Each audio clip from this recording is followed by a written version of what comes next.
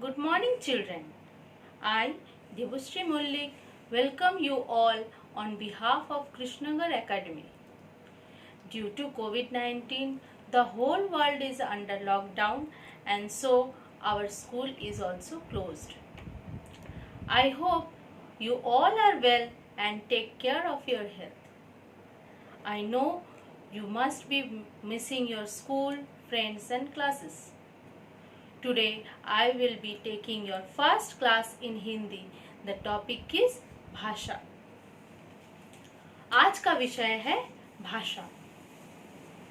भाषा को हम इंग्लिश में लैंग्वेज भी कहते हैं.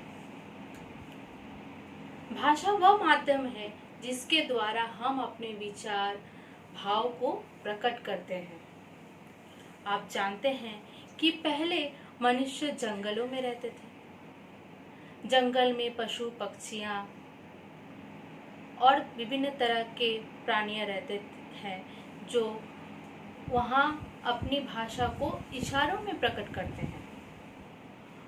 वहीं से मनुष्य ने अपने आप को भाषा की माध्यम को समझा. जैसे हम यहाँ भाषा का माध्यम अपने विचार को प्रकट करना, अपने भाव को प्रकट करना. हम किस प्रकार हम अपने भाव को प्रकट करेंगे. यहाँ हम इसकी परिभाषा पढ़ेंगे. जैसे आज का टॉपिक है जो भाषा, भाषा की परिभाषा. परिभाषा का मतलब है डेफिनेशन. भाषा किसे कहते हैं. जैसे हम बोलेंगे कि हम बोलकर या लिखकर अपनी बात दूसरों तक पहुंचाते हैं. दूसरा व्यक्ति सुनकर या पढ़कर हमारी बात समझता है. यही भाषा है.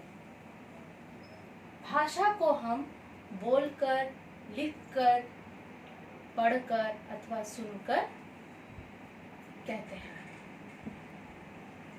भाषा के 4 कार्य हैं. बोलना, सुनना, लिखना अथवा पढ़ना. आइए हम इसको विस्तृत से जानें कि भाषा के कितने रूप हैं.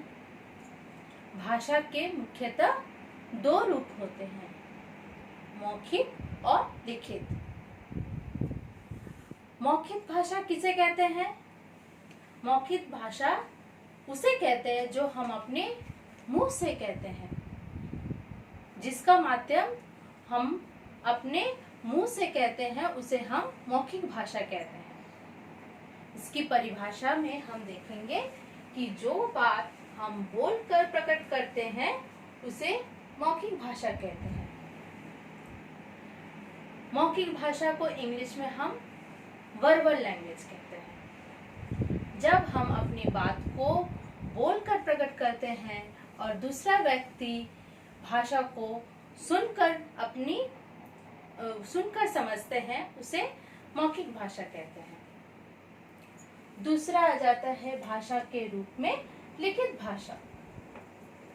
इसकी परिभाषा में जो बात हम लिखकर प्रकट करते हैं उसे लिखित भाषा कहते हैं.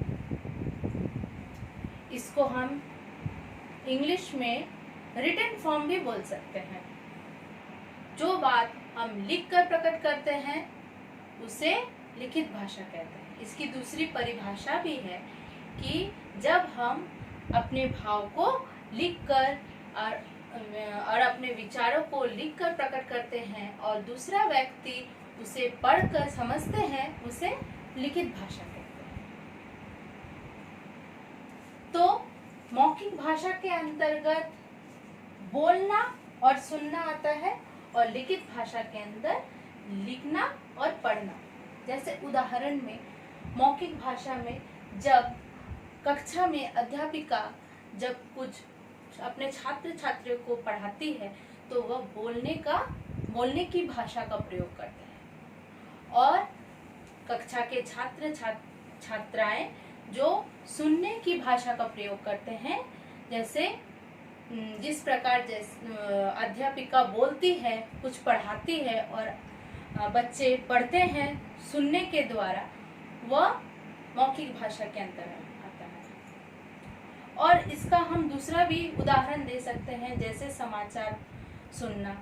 टीवियों पर जब हम समाचार सुनते हैं तो वहाँ हम सुनते हैं और उसे समझते हैं। ये सुनने यह मौखिक भाषा के अंतर्गत आता है। और फिर नानियाँ जब हमको कहानियाँ सुनाती है और हम सुनते हैं कहानियाँ, ये भी मौखिक भाषा के अंतर्गत ही आता है। मतलब मौखिक भाषा में हम बोलना और सुनने का कार्य करते हैं। लिखित भाषा में लिखना और पढ़ना आता है।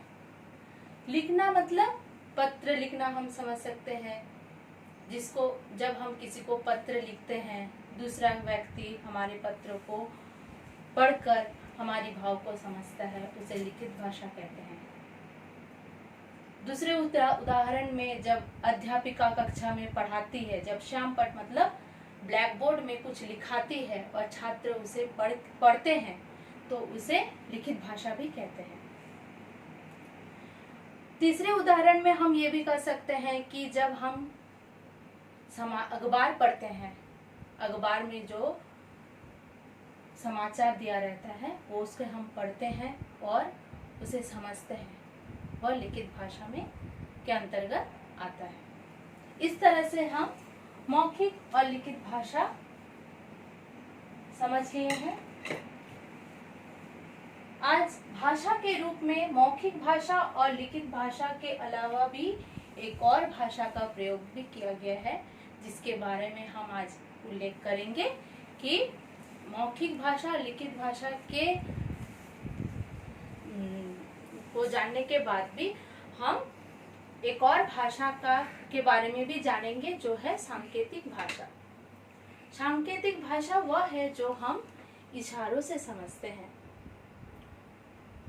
जैसे कोई गूंगा व्यक्ति है, वो अपने इशारों से हमें संकेत करते हैं कि हमें उसे क्या चाहिए, वो अपने विचारों को किस प्रकार बताएंगे, वो संकेत के द्वारा अपने विचारों को समझाते हैं। जैसे उसको खाना खाना है तो वो अपना हाथ का इस्तेमाल करेंगे कि उसको खाना खाना है। दूसरे उदाहरण में हम देखेंगे कि ट्रैफिक पुलिस किस तरह से अपने हाथ को रोकते हैं। रोकने का मतलब है कि वह गाड़ियों को रुकने के लिए कहता है, और जाने के वक्त वो हाथ को इस प्रकार से चलाते हैं, मतलब वह बोलने का कोशिश करते हैं कि वो गाड़ियों को जाने के लिए कहता है। तो इस इशारे से हम इसको समझ सकते हैं कि ये सांकेतिक भाषा है। तो आज के क्लास में हमने क्या सीखा? भाषा किसे कहते हैं, भाषा की परिभाषा। हम इसको फिर से पढ़ेंगे। जैसे हम बोलकर या लिखकर अपनी बात दूसरों तक पहुंचाते हैं, दूसरा व्यक्ति सुनकर या पढ़कर हमारी बात समझता है, यही भाषा है। भाषा के दो रूप हैं, मौखिक भाषा और लिखित भाषा। जो बात हम बोलकर प्रकट करते हैं उसे मौखिक भाषा कहते हैं, और जो बात हम लिखकर प्रकट करते हैं उसे लिखित भाषा कहते हैं। मौखिक भाषा के अंतर्गत बोलना और सुनना होता है, और लिखित भाषा के अंतर्गत लिखना और पढ़ना। तो आज की कक्षा यहाँ तक ही। अब घर पे पढ़ते रहिए, घर पर रहें, सुरक्षित रहें। Stay home, stay safe. धन्यवाद। Thank you.